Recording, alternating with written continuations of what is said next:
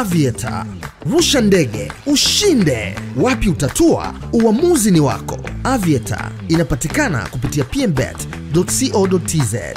Huenda Malale Hamsini akawa kocha mkuu wa KMC siku chache zijazo, akichukua nafasi ya Marcio Maximo ambaye anaelekea kuonyeshwa mlango wa kutokea na timu hiyo inayomilikiwa na Manispaa ya Kinondoni. Habari kutoka chanzo cha ndani ya KMC kimeiambia Mwananchi ya kwamba baada ya kukamilika kwa mchakato wa kuachana na Maximo, timu hiyo itamtangaza Malale Hamsini kama kocha mkuu mpya. Amesema mazungumzo na Malale Hamsini yapo katika hatua nzuri na ndiye kwa asilimia kubwa atachukua nafasi ya Maximo. Kwa sasa yapo masuala kadhaa ya kumalizana na Maximo kabla ya kutangaza kuachana naye. KMC ni timu ambayo iko chini ya taasisi ya kiserikali, hivyo haiwezi kufanya maamuzi kwa kukurupuka. Ndiyo maana inaonekana kama inachelewa kuachana na Maximo, kimefichua chanzo hicho. Lakini nikukumbushe, Malale Hamsini hivi karibuni alikuwa akiinoa Mbeya City ambayo iliamua kuachana naye kutokana na mwenendo usioridhisha kwenye ligi kuu msimu huu. Hii ni PMTV, tufuatilie kwenye mitandao yetu ya kijamii ya PMTV Tanzania, Instagram, Facebook, TikTok pamoja na Twitter.